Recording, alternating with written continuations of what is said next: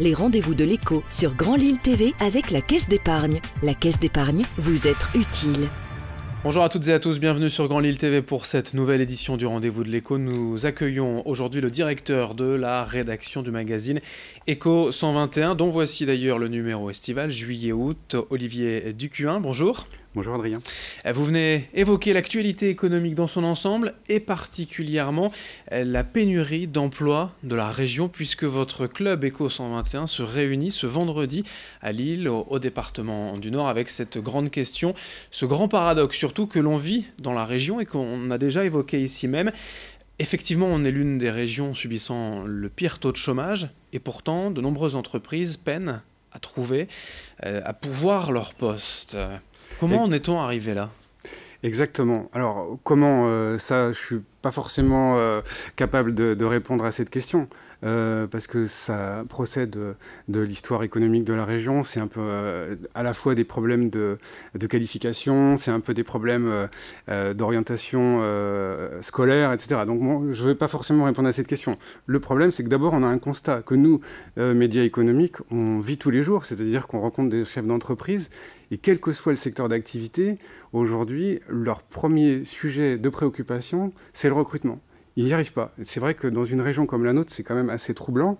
On a 11% de taux de chômage, donc c'est vrai qu'on est largement au-dessus, 2 points au-dessus de la moyenne nationale. Si on regarde par exemple en Flandre, côté belge, là ils sont à 3,5% de taux de chômage. En Angleterre c'est 3,7%, en Allemagne 3,2%. Et donc eux, on pourrait comprendre qu'ils aient un problème de recrutement. Mais nous, à 11%, c'est assez invraisemblable. Et donc c'est pour ça qu'on s'est dit qu'il fallait quand même creuser ce sujet.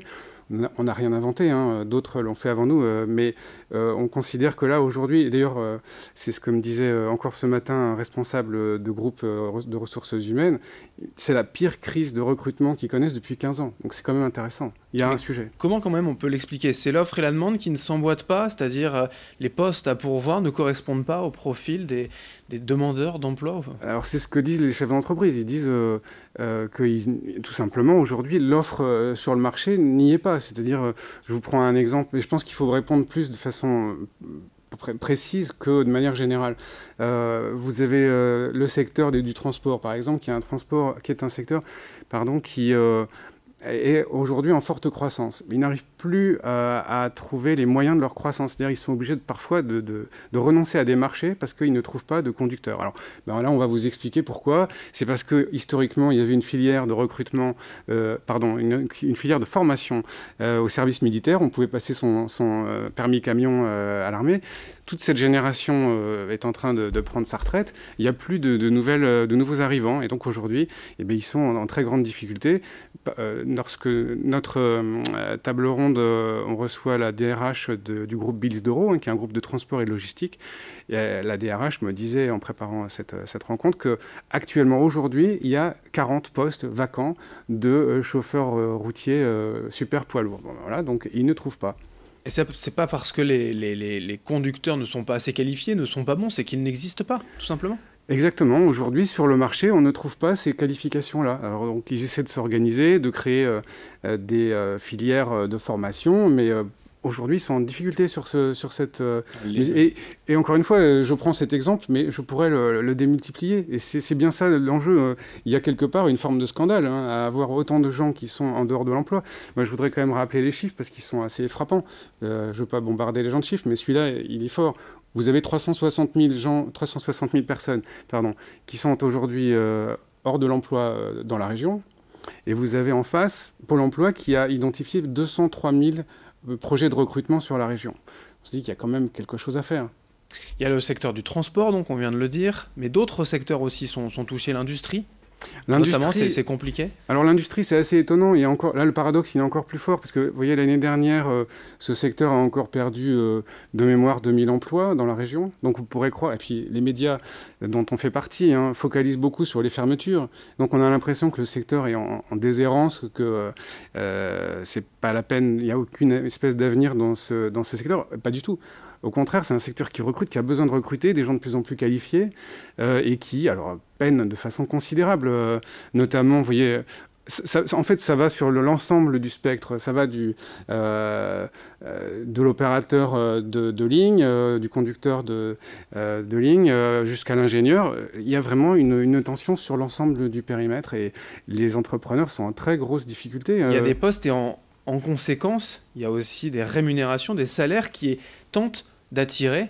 On peut gagner bien sa vie comme un cadre en étant ouvrier de Exactement. On a un peu, je crois, focalisé depuis de nombreuses années sur la filière de formation longue.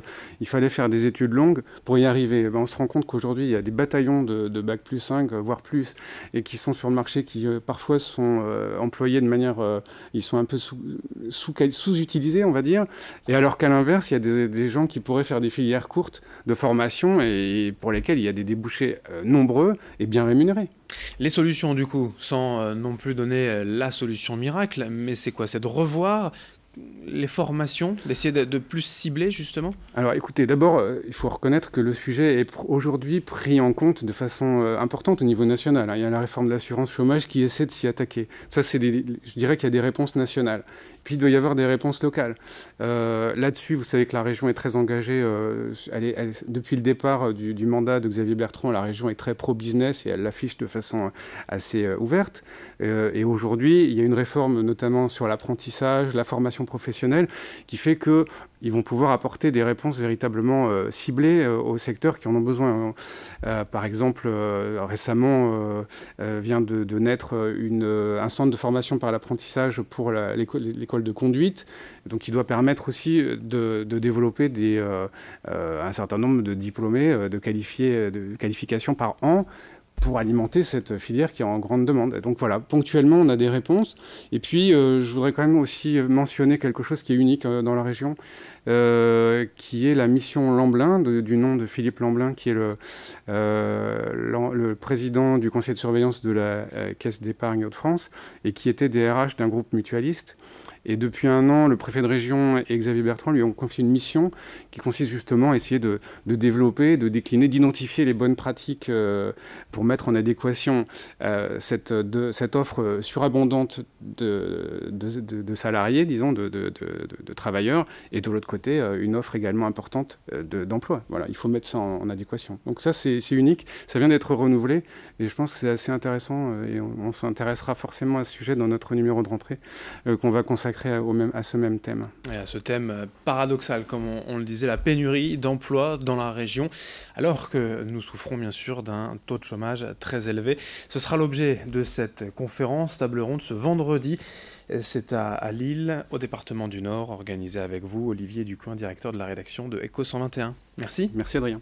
Merci d'avoir été avec nous. Merci de nous avoir suivis. Dans un instant, à suivre d'autres informations sur Grand Lille TV. Les rendez-vous de l'Echo sur Grand Lille TV avec la Caisse d'épargne. La Caisse d'épargne, vous êtes utile.